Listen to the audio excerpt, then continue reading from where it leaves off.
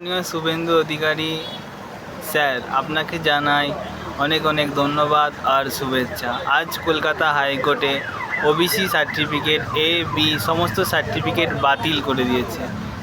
মানে তৃণমূলের আমলে যতগুলো ওবিসি সার্টিফিকেট ছিল সমস্ত ওবিসি এ বি সমস্ত সার্টিফিকেট বাতিল। মানে ওবিসি বলে কোনো চিহ্নই থাকবে না। আপনারা চেয়েছিলেন না, সেটা হয়ে গেছে, ভালো হয়েছে। সংখ্যালঘুদের ওপরে এত রাগ আপনাদের কেন?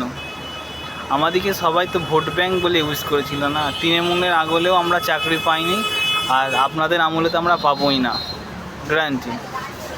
ঠিক আছে, আপনার ধর্ম নিয়ে রাজনীতি করে কোনো লাভ আছে?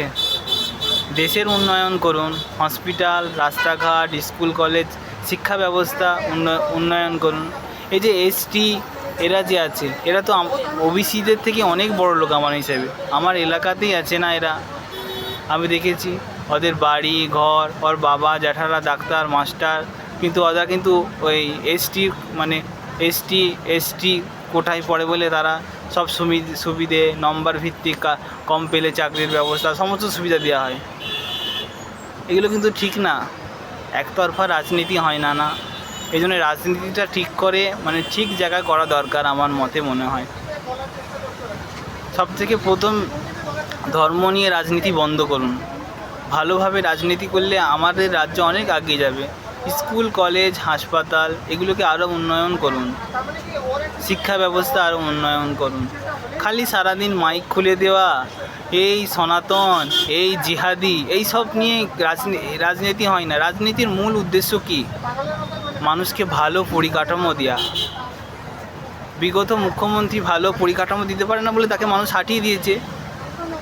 আপনাকে কেন নিয়ে আসছে? ভালো পরিকাঠামো ভালোর জন্য না। আপনি বিচার করছেন কে আপনাকে বেশি ভোট দিয়েছে, কে আপনাকে কম ভোট দিচ্ছে তার উপকার করবেন, যে কম ভোট দিচ্ছে তার উপকার করবেন না। বা যেই ওয়ার্ডে আপনার ভোট পড়েনি সেই ওয়ার্ডে আপনি নাকি কোনো কিছু করবেন না। এগুলো ঠিক না। মানুষের সাথে থাকুন, মানুষকে ভালোবাসুন, আর সবার জন্য সমান অধিকার দিন। আমার মতে মনে হয় যেগুলো মানুষ যদি সমান অধিকার পায় না, তাহলে দেখবেন যে মানুষ সবাই এক হবে, একভাবে থাকতে চায়।